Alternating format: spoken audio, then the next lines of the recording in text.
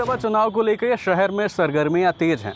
1 तारीख को शहर में चुनाव होने को है और ये चुनाव आम चुनाव है और इसलिए भी ज़रूरी है क्योंकि जनता के तमाम मुद्दे इस बार सबके सामने आ रहे हैं। सरकार क्यों चुनी जाए, कैसे चुनी जाए, क्या मुद्दे हों, ये सब कुछ आजकल लोग विचार कर रहे हैं। हम यहाँ पे हैं और आपको बता दें गोरखपुर में है, सूबे के मुखिया का शहर कहा जाता है इसे, और यहाँ के वी पार्क यानी कि विंध्यवासिनी पार्क में है। यहाँ के लोगों से जानेंगे आखिर इस बार माहौल क्या है, किन मुद्दों पे वो वोट देंगे और आखिर किसको कुर्सी पे बैठाएंगे और किसके सर पे ताज सजाएंगे। अब की बार किन मुद्दों पे आप वोट करेंगे? इस बार तो एजुकेशन को लेकर के, हेल्थ सेक्टर को लेकर के होगा वोट, और इंडस्ट्री लगाने के लिए होगा वोट, और जॉब्स को लेकर के होगा वोट। अच्छा, अब एक यूथ के तौर पे, एक युवा के तौर पे सरकार का जो काम है और जो माहौल चल रहा है आजकल, उसे किस तरीके से देखते हैं? सरकार का आज का जो काम है, कुछ तो चीज़ें ठीक हुई, लेकिन एजुकेशन सेक्टर, हेल्थ सेक्टर को लेकर के बहुत ही निराशाजनक है, क्योंकि एजुकेशन पर GST 18% लगा दिया। गरीब एक मिडिल क्लास का बच्चा कैसे पढ़ सकता है, आप बताइए। अच्छा, अभी आप क्या करते हैं प्रोफेशनल ऐसे काम में? प्रोफेशनल तो मैं पोएट हूँ। अच्छा, तो कुछ शायराना अंदाज में कुछ सुना दीजिए फिर। शायराना अंदाज में एक शेर सुनिएगा कि टूट करके बिखर जाने से अच्छा है, बेहतर कर जाओ मर जाने से अच्छा है। अगर सफ़र में हो तो मंजिल की तलाश करो, लौट करके यार घर जाने से अच्छा है। क्या बात है। तो अब की बार सरकार जो है उनको चुनने से पहले आपके यही मुद्दे रहेंगे एक यूथ के तौर पे कि रोज़गार, इंडस्ट्री और शिक्षा पे, हेल्थ सेक्टर और शिक्षा पे ये लोग काम करें।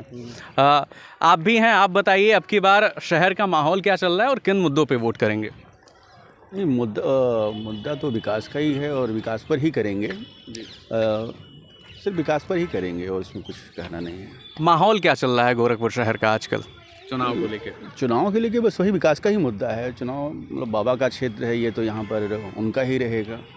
अच्छा, एक सांसद के तौर पे रवि किशन जी का कार्य जो है वो आपको कैसा लगा और क्या चाहते हैं कि कौन से और क्षेत्र हैं जिन पे काम होना चाहिए? नहीं, रवि किशन अपने कार्य क्षेत्र में खरे उतरे हैं, उसमें कोई दो राय नहीं है। उसमें जो सांसद हैं, सांसद के जो अपने कर्तव्य हैं उनका वो पूर्ण रूप से निर्वहन कर रहे हैं, बड़ा अच्छा काम कर रहे हैं यहाँ।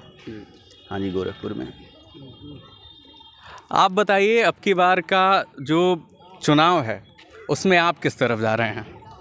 हमारा मानना तो यही है कि जो युवाओं के रोज़गार के लिए ज़्यादा ध्यान देगा उसके साथ ही हम लोग जाएंगे, क्योंकि जब रोज़गार नहीं रहेगा और युवा आगे नहीं बढ़ पाएगा। तो 2 करोड़ रोज़गार का वादा जो है मोदी जी भी किए थे पहले भी, और अब की बार कांग्रेस भी कुछ ना कुछ वादा, उनका संकल्प पत्र अलग चल रहा है, तो आप किस तरफ जाना पसंद करेंगे? जैसे मोदी जी 2 करोड़ रोज़गार का वादा तो किए थे जी, लेकिन पूरे भारत की बात हम नहीं करेंगे, केवल उत्तर प्रदेश की बात करेंगे। जो शिक्षा मित्र 35,000 रुपये पाते थे मानदेय, उनका मानदेय 10,000 कर दिया गया, 8,000 कर दिया गया। जो लड़के BPEd, MPEd, NIS करके संविदा पे जिन भी स्टेडियम में या कॉलेजों में 25,000 रुपये पा रहे थे, उनको ठेके पे कर दिया गया। इसको क्या कहा जाएगा? इसको विकास कहा जाएगा कि युवाओं का विनाश कहा जाएगा? आज एक समय था कि सन 2014 से पहले आटा 16 यही चला, आज 34, 35, 40 रुपये चला। तो रोज़गार अगर दे रहे हैं तो रोज़गार ऐसा दें कि उनके घर का चूल्हा भी जल सके और वो तरक्की भी कर सके। ऐसा ना हो कि चूल्हा भी ना जल सके और तरक्की भी ना कर सके। छल करने वाला राजनीति नहीं करना चाहिए, युवाओं को आगे आना चाहिए और अपने मुद्दों को खुद रखना चाहिए सरकार से। जैसे हमारा कर्तव्य है अपने देश के लिए, उसी तरह सरकार का कर्तव्य है कि अपने युवाओं को, वृद्धों को, महिलाओं को उनका हक दिया जाए। केवल पूंजीपतियों का पैसा माफ़ कर देने से विकास नहीं हो सकता। जब तक उन पैसों का युवाओं तक ना पहुँचे, उनको कम से कम ऋण ब्याज पे उनको अच्छे रोज़गार के लिए पैसा ना मिले, तो कैसा रोज़गार कर पाएगा? सर, उनके ये बयान थे कि किसान सम्मान निधि मिल रहा है, स्वरोजगार योजना के लिए प्रोत्साहित किया जा रहा है, तमाम ऋण दिए जा रहे हैं, तो ये सारे जो उनके वादे थे वो कहाँ तक खरे उतरे? एक जनता के तौर पे आप कैसे देखते हैं उनको? देखिए, किसान सम्मान निधि मिल रही अच्छी बात है, लेकिन जो किसान दिन रात मेहनत करके खेत में अपने अनाज को बो रहा है, बीज तैयार कर रहा है, एक फसल तैयार होने में लगभग 90 दिन का समय लगता है समथिंग, जहाँ तक मुझे मालूम है। लेकिन जब वो तैयार हो रहा है तो जो छुट्टा पशुएं हैं ये सारी मेहनत तो चर जा रहे हैं। वो 2,000 करके 6,000 या जो भी किसान सम्मान निधि मिल रहा है उससे ज़्यादा तो साढ़े चर जा रहे हैं। तो अब आप बताइए कि रोज़गार कहाँ रहेगा या किसान का पेट कहाँ से भरेगा। चलिए धन्यवाद। आपसे भी पूछना चाहेंगे, आप भी घर परिवार चलाते होंगे, क्या कुछ माहौल चल रहा है गोरखपुर का और अब की बार आपका वोट किन मुद्दों पे जाएगा? सर जी, कहने का मतलब शिक्षा इतना महंगा हो गया। आप सोना पे जीएसटी 5%, हीरा पे जीएसटी 3% और पढ़ाई पे जीएसटी 18%। तो इस पे आप समझ सकते हैं कहाँ जाएगा।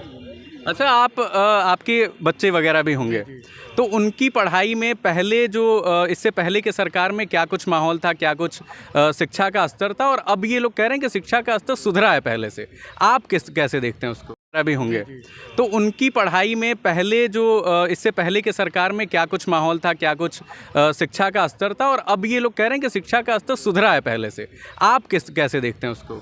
शिक्षा का स्तर महंगाई हो गई है।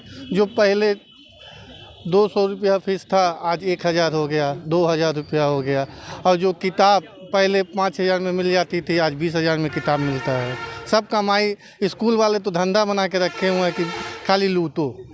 अच्छा, प्राइवेट स्कूलों की ये बात हो गई। उन्होंने कहा अगर शिक्षा को ऐसे बनाना है, सुलभ बनाना है, जैसे सबकी पहुंच में बनाना है, तो उसके लिए सरकारी स्कूलों की व्यवस्था की जाए। तो उसकी क्या स्थिति है? क्यों आजकल जो पेरेंट्स हैं, इंडियन पेरेंट्स हैं या फिर ग्रामीण क्षेत्रों के जो लोग भी हैं, वो लोग सरकारी स्कूल को छोड़ के प्राइवेट की तरफ क्यों जा रहे हैं? पहले तो सरकारी कर्मचारी लोग अपने बच्चे को पहले उस स्कूल में पढ़ाएं, तभी ना पब्लिक को अच्छा लगेगा कि हम भी पढ़ाएंगे। आप अपने बच्चे को पढ़ाएंगे कॉन्वेंट में और सर जी आएंगे 12 बजे, बिठाएंगे ज़मीन पे और देंगे खाने को, बस और कुछ नहीं है। ज़मीनी शिक्षा में तो यूपी 0 है और कुछ नहीं है। खाली मन की बातें हो रही है, कोई काम नहीं हो रहा है। तो अब की बार परिवर्तन चाहते हैं? परिवर्तन